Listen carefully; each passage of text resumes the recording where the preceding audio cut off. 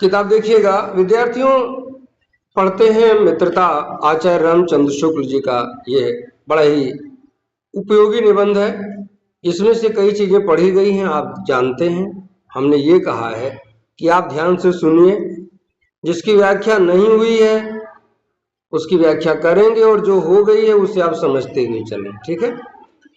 जब कोई युवा पुरुष अपने घर से बाहर निकलकर बाहरी संसार में अपनी स्थिति जमाता है, अर्थात घर से बाहर जाकर किसी दूसरे देश में, किसी दूसरे राज्य में या दूसरे स्थान पर वो अपना काम करना शुरू करता है, तो सबसे पहली कठिनाई उसे मित्र चुनने में होती है।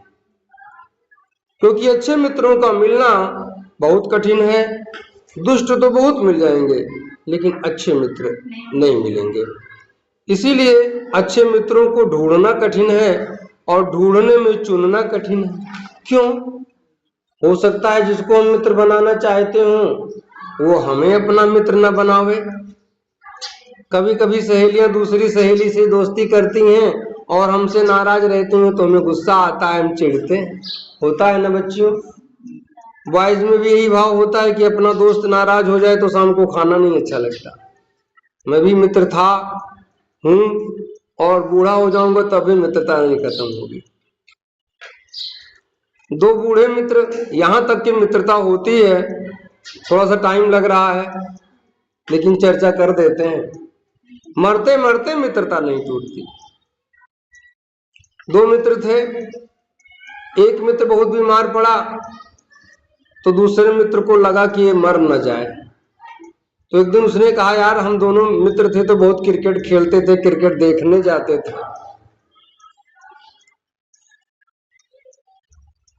तो अगर आप जाइएगा स्वर्ग में तो देखिएगा कि क्या वहां क्रिकेट है, होगा तो मुझे बताइएगा सपने उपने में आके। तो कहा हाँ ठीक है। 2-4 दिन बीता, वो मर गया। एक दिन सपने में आया तो कहा अरे भैया क्या हाल है, स्वर्ग में कैसा चल रहा है? कहा बहुत ठीक है। कहा कि वो जो पूछे थे क्या खबर है? कहा 2 खबर है, एक ठीक तो अच्छी आए, एक ठीक खराब आए। ये हमने कोई यूट्यूब पर वीडियो देखा था तो मुझे मिला था तो मैं आपको बता रहा हूं। कहे क्या? कहा पहली अच्छी खबर ये है, ये अच्छी है, बुरी वाली बाद में बताता हूं। कहा कि स्वर्ग में भी क्रिकेट है, लोग खेलते हैं, अब बहुत गजब के खिलाड़ी हैं। कहा तो मजा आ जाएगा ये, लेकिन टेंशन की बात है इनका, कहीं आने वाला जो बुधवार है ना उसमें बॉलिंग तुम्हें करनी है, मतलब तुम भी मरने वाला है। तो मित्रता यहां तक की होती, इसलिए अच्छे मित्र का मिलना थोड़ा कठिन काम होता है। तो चलिएगा, यदि उसकी स्थिति बिल्कुल एकांत और निराली नहीं रहती तो उसकी जान पहचान के लोग धड़ाधड़ बढ़ते रहते हैं, बढ़ते जाते हैं। अगर किसी व्यक्ति की स्थिति अर्थात उसका स्वभाव अकेले रहने का नहीं होता है, सबसे अलग नहीं होता है, तो उसके दोस्तों की संख्या बढ़ती जाती है। और जो लोग अकेले एकांत में रहने का शौक रखते हैं उनके मित्रों की संख्या बहुत कम होती है, बिल्कुल होती ही नहीं है। लेकिन याद रहे, बिना मित्र के जीवन कोई जीवन नहीं होता है। आगे बढ़ते हैं। थोड़े ही दिनों में कुछ लोगों से उसका हेल मेल हो जाता है, अर्थात उसके साथ बातचीत, खेलना बैठना, अर्थात हेल मेल, व्यवहार हो जाता है। हेल मेल माने व्यवहार हो जाता है, बातचीत होने लगती है। किताब देखना, जो भी कठिन शब्दावली पूछिएगा मैं बताते हुए चल भी रहा हूं। यही हेल मेल बढ़ते बढ़ते मित्रता के रूप में परिणत हो जाता है। यही जो मिलना जुलना, बातें करना, साथ में खाना पानी पीना, चाय पीना, यही सब बाद में मित्रता के रूप में बदल जाता है। परिणत होना माने बदल जाना। परीक्षा में प्रश्न पूछ सकता है, परिणत होने से क्या मतलब है? या ये प्रश्न पूछ सकता है कि मित्रता की पहली स्थिति में क्या होता है? तो उत्तर लिखना होगा, पहली स्थिति में व्यक्ति का किसी व्यक्ति के साथ हेल मेल होता है और यही मेल जोल बाद में मित्रता के रूप में बदल जाता है। यही ना उत्तर होगा, अलग से कुछ नहीं बताना है। उत्तर उसी अवतरण में रहेगा जो परीक्षा में प्रश्न में रहेगा। बस खाली सावधान हो करके ये पता करना है कि पूछ क्या रहा है, और जो पूछ रहा है वही बताओ, बकवास न बताओ। जो प्रश्न में वही उत्तर दे दीजिए। 50 लाइन की आवश्यकता नहीं है। अगर आप 2 लाइन में उत्तर देते हैं तो आपको 2 नंबर मिल गया। 3 लाइन में भी दे सकते हैं, क्योंकि 3 प्रश्न बनते हैं, गद्यांश पर भी पद्यांश पर भी। एक में व्याख्या पूछता है, एक में संदर्भ पूछता है, मतलब पाठ का नाम पूछता है, और एक में किसी उसी अंश का किसी महत्वपूर्ण प्रश्न का उत्तर मांग लेता है। जो भी बने, आगे बढ़ते हैं।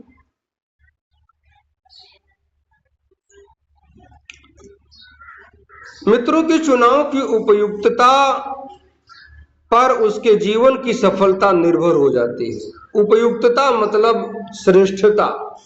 अगर उसने अच्छे मित्र चुने हैं तो उसके जीवन की सफलता होगी, जीवन सफल होगा, लक्ष्य प्राप्ति होगी। और अगर अच्छा मित्र नहीं मिला है तो मिलने वाला लक्ष्य भी हाथ से छूट जाता है। ठीक है ना। दोस्ती जो है वो अगर अच्छे लोगों की होती है तो बहुत ऊंचा स्थान दिलाती है। जैसे चाणक्य को पा करके चंद्रगुप्त राजा बन गया, वो भी उसका मित्र ही है, दिखाया गया, आगे पाठ में आएगा। आगे बढ़ते हैं। सुग्रीव की मित्रता अगर राम से न होती तो शायद सुग्रीव दोबारा किष्किंधा के राजा न बनते। आगे बढ़ते तो ज्यादा मैं चर्चा वहां करूंगा जब ये आएगा। तो जीवन की सफलता अच्छे मित्र की प्राप्ति से निर्भर होती है। अच्छा मित्र मिला तो जीवन सफल है। आगे बढ़ते हैं। संगति का गुप्त प्रभाव अर्थात धीरे धीरे पड़ने वाला प्रभाव आचरण पर बड़ा भारी पड़ता है, अर्थात संगति का असर तो जरूर ही पड़ता है। हाँ, वही छिपा हुआ प्रभाव, ऐसा प्रभाव जो दिखता तो नहीं है लेकिन असर होना शुरू हो जाता है। ठीक है ना। जैसे जब आप दवाई खाते हो तो क्या तुरंत फीलिंग होती है कि दवाई काम करना शुरू की है, लेकिन धीरे धीरे दर्द खत्म हो जाता है, आप कहते हैं हम ठीक आ गए। लेकिन धीरे धीरे काम करते उस समय थोड़े पता लगता है कि जब आप खाए तो आपके पेट में या मतलब दिमाग में कुछ खर खर खर मशीन चल रही है, अब दवाई काम कर रही है, अब दवा ने बीमारी से लड़ाई शुरू कर दी, वो देखो तलवार चल रही है। ऐसा तो होता नहीं। वो देखो उसने फाइट मारी, ऐसा तो होता नहीं। धीरे धीरे हम देख नहीं पाते और फायदा होता है या नुकसान भी होता है। आगे बढ़ते।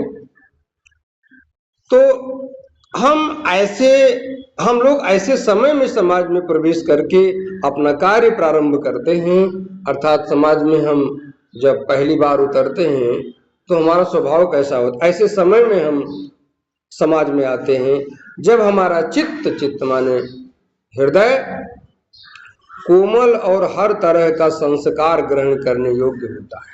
कैसा होता है? कोमल होता है, और चाहे जैसा संस्कार मिले मन उसे ग्रहण कर लेता है। परीक्षा में प्रश्न आएगा, हर संस्कार ग्रहण करने योग्य होता है। यह हर संस्कार क्या है? चाहे संस्कार अच्छा हो तो भी हमारा मन सीख लेगा, और चाहे संस्कार बुरा हो तो भी हमारा मन उसे भी सीख लेगा। अच्छाई भी सीख सकता है और बुराई भी सीख सकता है, क्योंकि अभी हमारा मन कोमल होता है, भोला होता है। बात समझे ना। तब सावधान रहना होगा, कहीं हमारा मित्र गड़बड़ हुआ तो हम भी खराब हो जाएंगे, बिगड़ जाएंगे। आगे चले ना। हमारे भाव अपरिमार्जित, हमारी सोच, भाव माने विचार अपरिमार्जित अर्थात कम समझदार, कच्ची अकल वाले, और हमारी प्रवृत्ति अर्थात हमारी कार्य करने का तरीका अपरिपक्व रहती है, अर्थात हमारी काम की शैली भी उतनी समझदार जैसी होती नहीं कि हम सोच विचार करें कि चलो बाद में देखेंगे, सही होगा तो मित्रता करेंगे, नहीं तो नहीं करेंगे।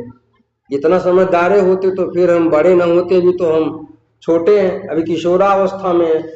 भले लिखा गया सबके लिए, लेकिन ये पाठ पूरे तरीके से विद्यार्थियों के लिए ही लिखा गया है। सावधान रहें। और जो एक पढ़ने के बाद भी खराब लोगों से दोस्ती करता है ओकरे अकिल पे पत्थर पड़ल है, वो जानबूझ के अपन मिटाई के बाद। रामचंद्र शुक्ल जी ने तो बता दिया बच्चों, यहाँ यहाँ भटक सकते हो। आगे चलो।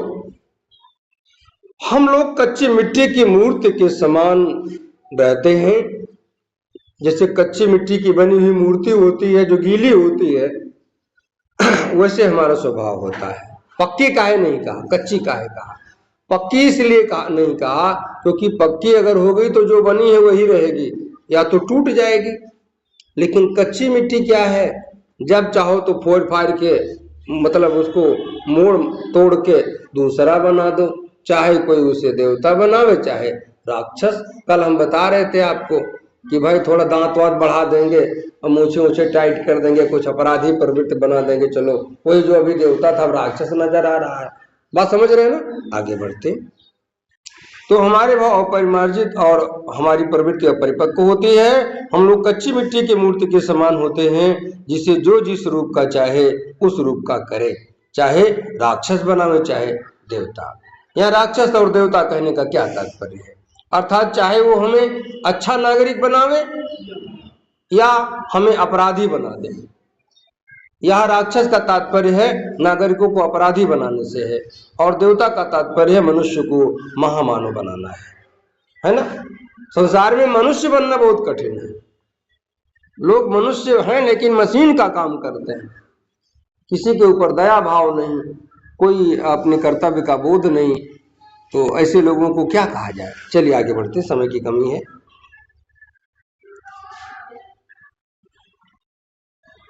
ऐसे लोगों का साथ करना हमारे लिए बुरा है जो हमसे अधिक दृढ़ संकल्प के हैं। अब लेखक ये कह रहा है कि दोस्ती जब हम बना रहे हों तो किस लोगों के साथ दोस्ती करें, कैसे प्रकार के लोगों के साथ दोस्ती ना करें। तो कह रहा है कि जो लोग दृढ़ संकल्प वाले हैं, कि जो कहेंगे, जो वो कहेंगे वही सही कहेंगे, मतलब जो कहेंगे उसे ही सही मानेंगे, दूसरे की बात नहीं सुनने वाले, तो ऐसे लोगों को मित्र नहीं बनाना चाहिए। क्यों? दृढ़ संकल्पी तो अच्छा आदमी होता है, क्यों मना किया गया? अरे नहीं भाई, वो हठी है, जिद्दी है, जो कह रहा है कि नहीं यह सही है।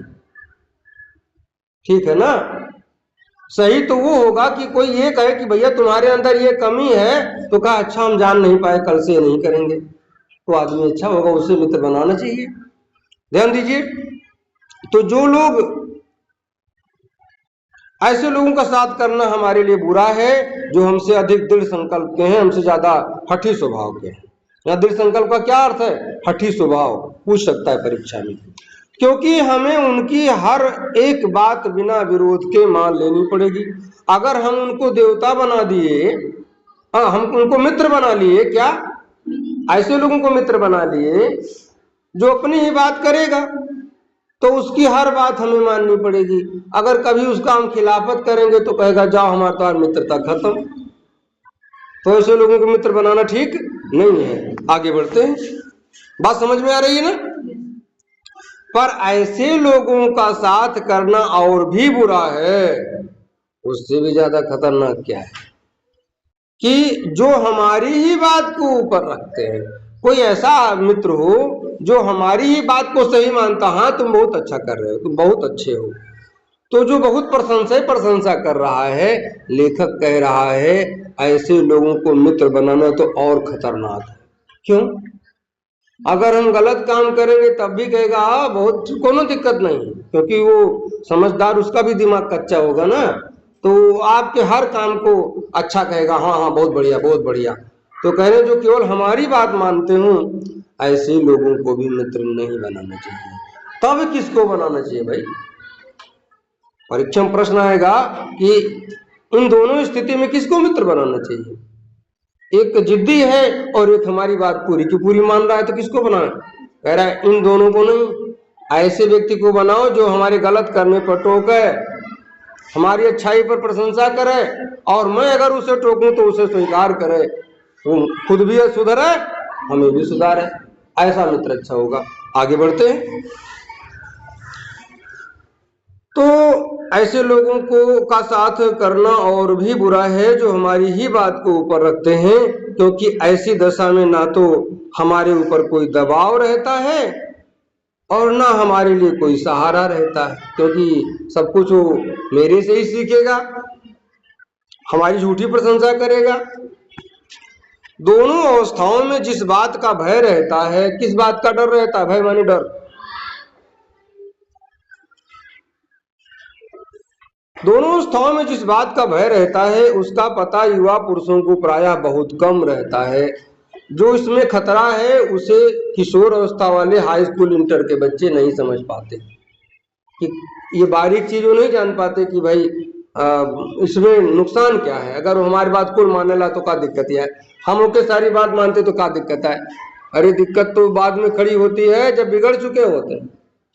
ठीक है ना, आगे बढ़े। कोई दिक्कत, कोई सवाल तो नहीं किसी बच्चे का?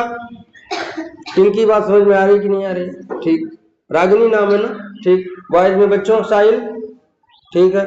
ऐसे पूछेगा, ऐसे प्रश्न रहेगा, ऐसे उत्तर देना होगा, बाकी बच्चों का नाम धीरे धीरे याद होगा। ठीक है ना? तो ऐसा ना समझे कि हमें पहचानते नहीं, सब हमारे विद्यार्थी हो, सबका अधिकार है पूछने का भी। ठीक है ना, आगे बढ़ते हैं, क्योंकि 9th में हम आपको पढ़ाए नहीं है ना, इसलिए।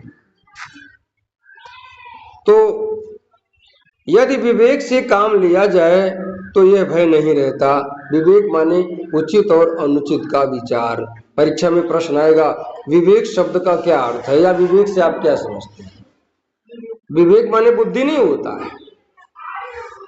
क्या उचित है क्या अनुचित है, यह सोचने की जो क्षमता होती है, जो विचार होता है, जो बुद्धि होती है, उचित अनुचित बताने की बुद्धि को ही विवेक कहते हैं।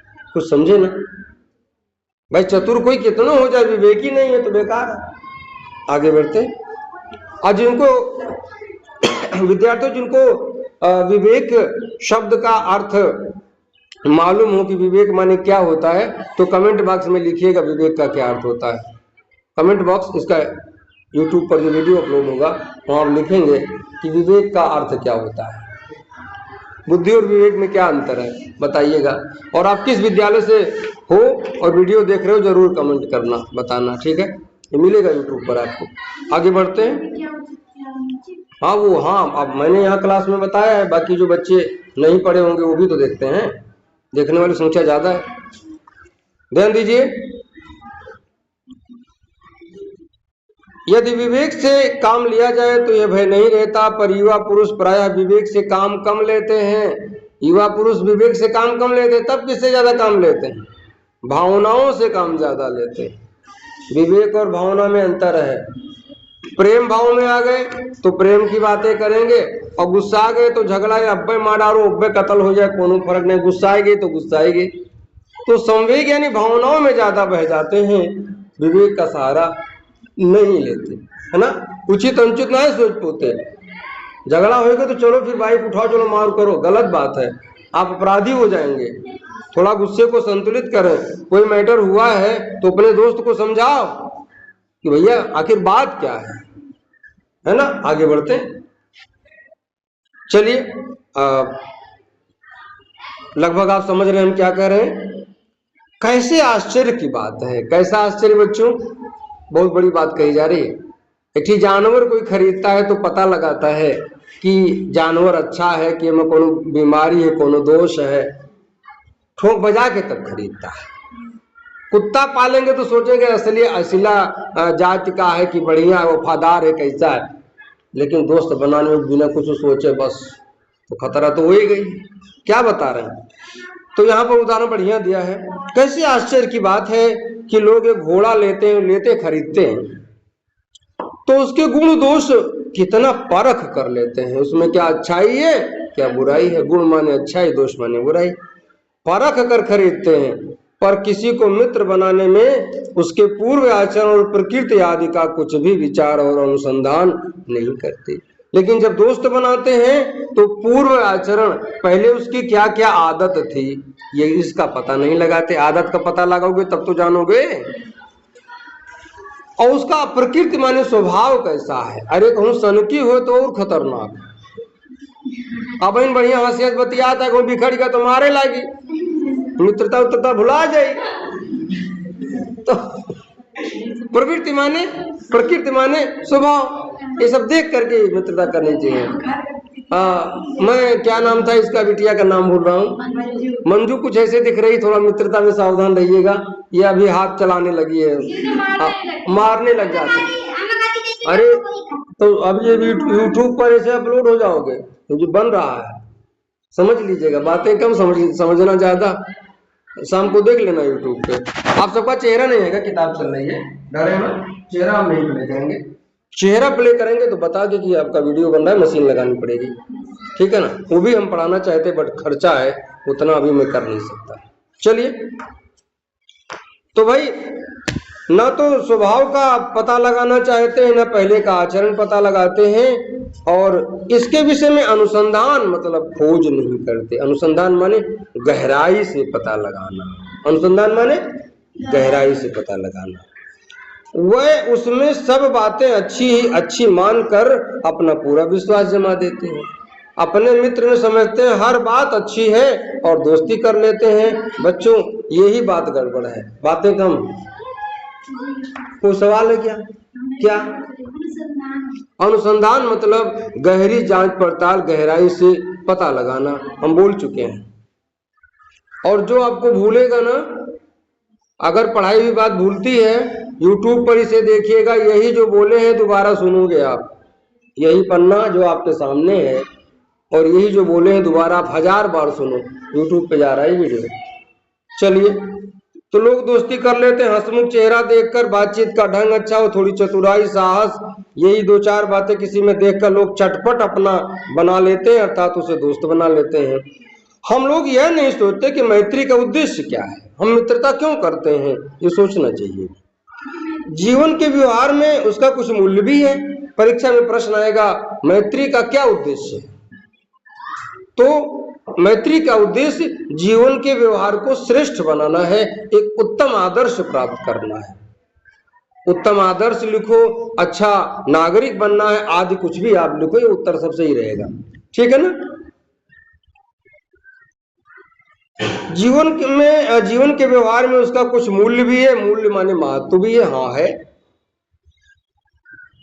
ये बात हमें नहीं सूझती कि यह एक ऐसा साधन है, अर्थात यह एक ऐसा उपाय है जिससे आत्म शिक्षा का कार्य बहुत सुगम हो जाता है।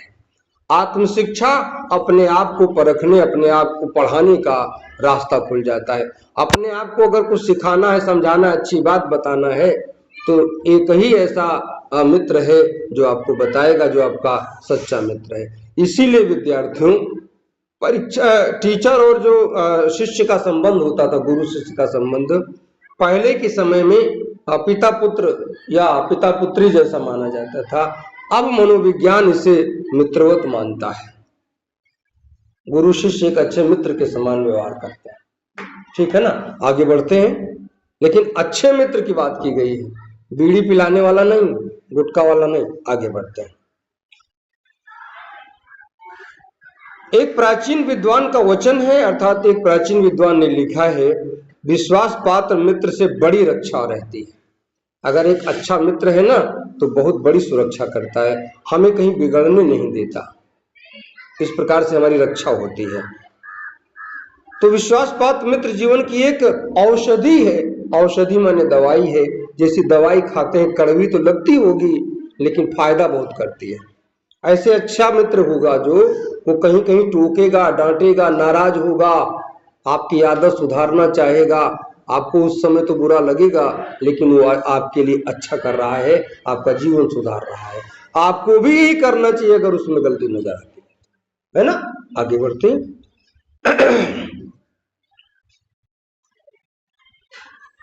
जिसे ऐसा मित्र मिल जाए उसे समझना चाहिए कि खजाना मिल गया। खजाना माने संसार भर का धन, ढेर सारा धन। विश्वास पात्र मित्र जीवन की एक औषधि है। हमें अपने मित्रों से यह आशा रखनी चाहिए कि वह उत्तम संकल्प में हमें दृढ़ करेंगे। अगर हमारा संकल्प अच्छा होगा, हम अच्छा काम करने का लक्ष्य बनाए होंगे, IAS PCS इत्यादि परीक्षा पास करना, अच्छा नागरिक बनना, समाज सुधारक बनना, जो भी सपना रखे होंगे, हमारा अच्छा मित्र होगा तो उसे हम जब डगमगाएंगे तो कहेगा नहीं, लड़ो, हम तुम्हारे साथ हैं और मेहनत करो, ठीक है। आगे बढ़िए। और बात आगे बढ़ाते हैं। संकल्पों में हमें दृढ़ करेंगे, मजबूत करेंगे। दृढ़ करना, मजबूत करना। दोषों और त्रुटियों से हमें बचाएंगे। बुराइयों से, दोष माने बुराइयां, त्रुटि माने छोटी छोटी गलतियां, उनसे हमें बचाएंगे। हमारे सत्य, पवित्रता और मर्यादा के प्रेम को पुष्ट करेंगे। सत्य, पवित्रता, सत्य भी आप जानते हैं, पवित्रता भी जानते हैं, और मर्यादा, क्या करना चाहिए क्या नहीं करना चाहिए, इन बातों को और एक वास्तविक प्रेम को पुष्ट करेंगे, अर्थात इन सबको मजबूत करेंगे।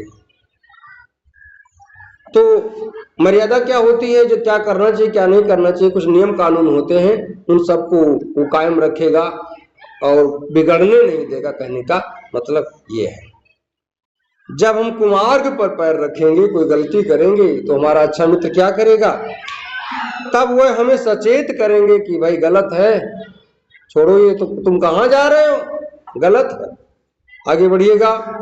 जब हम हतोत्साहित होंगे, अर्थात जब हमारा हिम्मत टूटेगा कि नहीं, मैं ये नहीं कर सकता, इतनी बड़ी परीक्षा में कैसे पास कर सकता हूँ, एक बार फेल होंगे तो आत्महत्या करने के बाद सोचेंगे, तो हमारा मित्र कहेगा पागल हो क्या, हिम्मत करो और तैयारी करो।